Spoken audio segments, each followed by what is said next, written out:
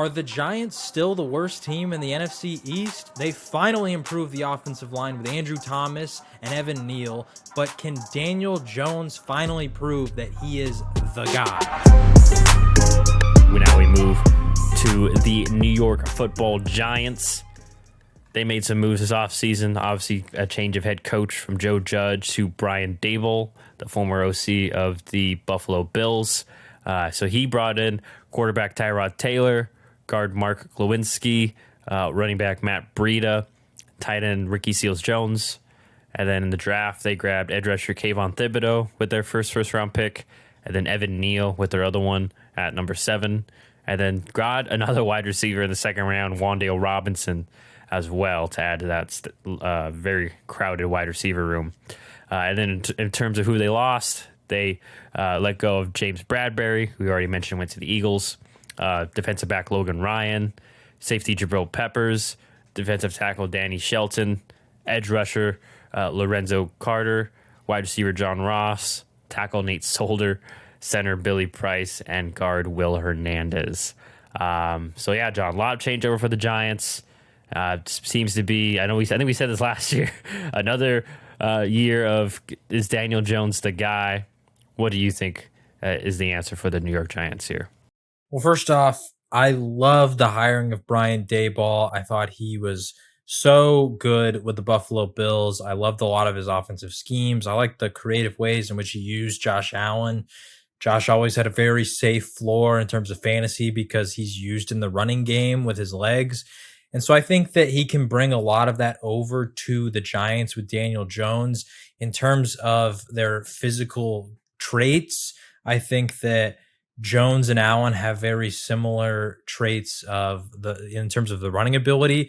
Jones doesn't have anywhere near the arm that Josh Allen does. And so I do want to quell some of the hype that I've been hearing from the national media about Daboll going to the Giants. I think that he's an amazing hire, and I think that he's going to be a very good coach for them. And shout out Bill Belichick, by the way, for ruining the Miami Dolphins with the accidental text of the wrong Brian. Accidental, for people listening on the podcast, this is, quote, air fingers, because it was definitely not accidental. Anyway, I still think that Brian Daboll was a great hire by the Giants, but I just think that people need to calm down a little bit of the Daniel Jones to Josh Allen comparisons, because Daniel Jones is nowhere close to Josh Allen. And in terms of the physical and raw attributes, I think that we saw when Josh was drafted, he had an incredibly special arm. The talent that he had there, if they could refine the mental side of football and the accuracy issues, Josh Allen was going to be a special quarterback, and that's what they did. There was never a question that he had one of the strongest arms in the NFL. There was never a question that he was a physical freak in terms of his size, his rushing ability, the speed that he had, his agility, his strength. All those things were always very solid, and we knew that going in.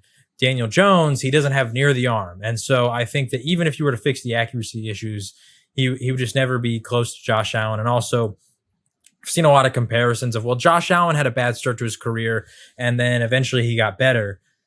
Daniel Jones had a really good rookie year. Like, if people forget, he had, I think, 24 touchdowns, 10 interceptions.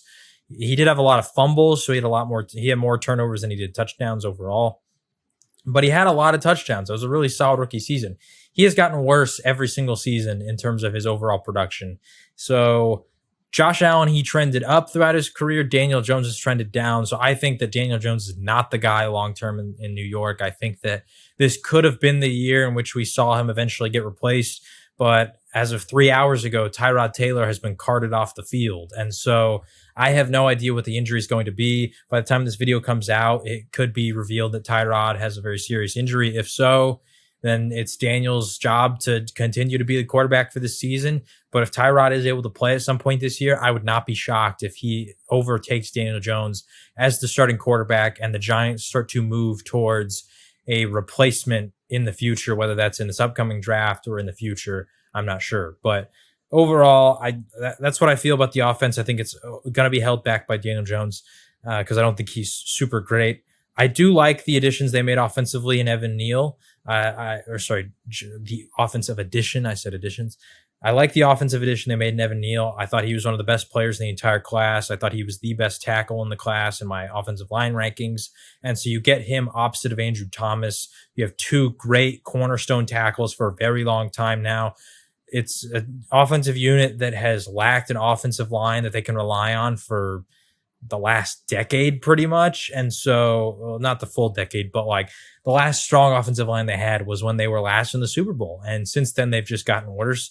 And so I really like that addition. Wan'Dale Robinson, I don't necessarily have any problems with him specifically. It's just like you mentioned, it's a very loaded wide receiver room. And in terms of draft capital and overall money spent, they are the most expensive wide receiver room in the entire NFL. And that's pretty shocking for the lack of production they got from them last season. And they added that to that with a second round pick in Wan'Dale Robinson. What I think that is Dayball bringing in a guy who fits his scheme and what he envisions the offense being in the future.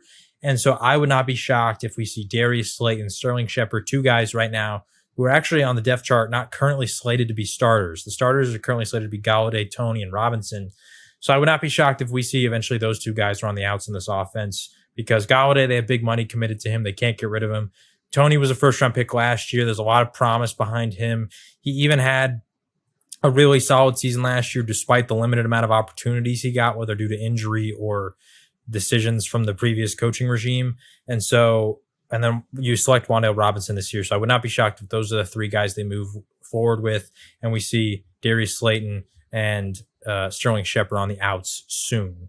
So we'll see with the offense. If Saquon Barkley can stay healthy, if the offensive line can get better, I think it'll be a serviceable offense. But like I said, I don't like Daniel Jones. So I think they can improve, but overall, I don't know. And then defensively, I like their defensive line. That's kind of it. I love Dexter Lawrence and Leonard Williams. They're both great defensive linemen. You know, I was a big believer in Azeez Ojulari, and he had a pretty decent rookie season last year. You had Kayvon Thibodeau, who I think is good, but he's already dealing with an injury because of that unfortunate block against the Bengals that the guy went low.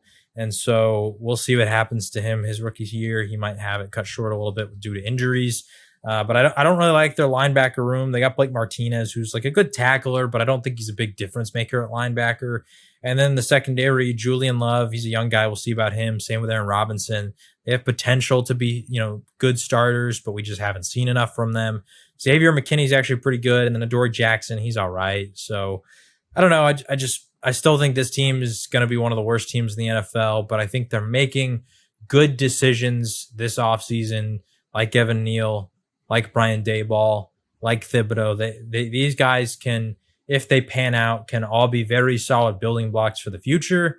But they just have to figure out the other important positions like quarterback, like linebacker, secondary, all those kind of things. Yeah, I mean, really good summary. Once again, I don't have much to add. I have a little more faith in Daniel Jones. I think, if anything, though, I expect him to play solidly enough where he's going to get another shot elsewhere. Obviously, probably not going to ball out enough to necessarily, earn an extension from the Giants. And I think it's important to know, I think it's like his third offensive or third coaching change since he's been there. So he's gone through a lot of different change. I think that's important to note, and also gone through poor offensive line play. Like, listen, Tuanon is always there to step up and remind us how bad the Miami line was. But the Giants line was right there the past few years. Andrew Thomas being the only real bright spot. But like, I'm with you though. Loved Evan Neal. I think he'll be an important addition, and we'll see if Brian Daboll, how he'll get Saquon Barkley involved. I'm interested to see that because he didn't really have much of a run game in Buffalo. Now, granted, he had Josh Allen, so I assume it was just they're playing through Josh Allen. And we'll see if they have that much trust with Daniel Jones, or if he maybe incorporates more of a run game, run play action stuff, like you mentioned with Dallas, where he starts tying that together. Because I don't think obviously he's going to be able to, like I mentioned, it's Daniel Jones, Josh Allen. Don't think he's going to be having Daniel Jones chopping back 40, 45 times a game comfortably, to throw the ball. And then, on defense, you really hit the nail on the head where what I want to say, which is just no real like scary difference makers. Where like if you're an offense, you go okay, like we have to watch out. We can't. We got to double this guy in the defensive line, or he's gonna wreak havoc. Or we got to see where this corner or safety is lining up because they could do something. But we'll see because I like Darren Robinson, the cornerback that you mentioned. So maybe he can step up in a second year and take a step. You mentioned guys like Adoree, some of the guys that have been around the league for a while. I don't expect them to be just crazy better just because at this point, kind of like how most leagues is where once you're in your third, fourth year, like we kind of know what you are. And that's a lot of players on the Giants defense, like you mentioned, like Blake Martinez and such, and Dexter Lawrence and Larry Williams. Like we kind of know what they are. We'll see if they figure out how to sort out that loaded wide receiver room. Wouldn't be shocked if some of those guys are on the trade block, trade deadline. Maybe try to move some of those pieces, like a Sterling Shepard who just really can't stay healthy. Darius Slayton's been inconsistent. Maybe they move Kenny Galladay too in his contract to try to make more space come trade deadline. We'll see though. But I'm with you. I expect them to be with the Washington Commanders here in the kind of the bottom area of the division. But I think it's important thing to look out for, obviously, is how well does this offense do and how well does Daniel Jones do with his offense? Because I think that's a big key. And then last point, is interested to see. Hopefully, Thibodeau can bounce back, get healthy again.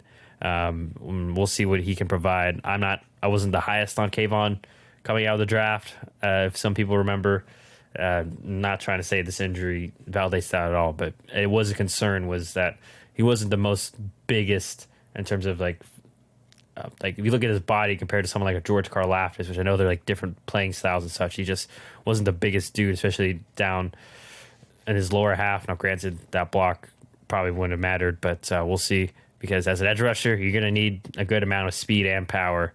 I just felt like Kayvon is a little too reliant on speed, and it's not like he doesn't like have like elite speed, not like a Hassan Reddick or someone. So we'll see though. I mean, maybe they can scheme up some stuff, get him some confidence, and maybe he'll prove me wrong too. So that is the summary of the New York Giants and what they did this offseason. So we'll see what happens there for Big Blue.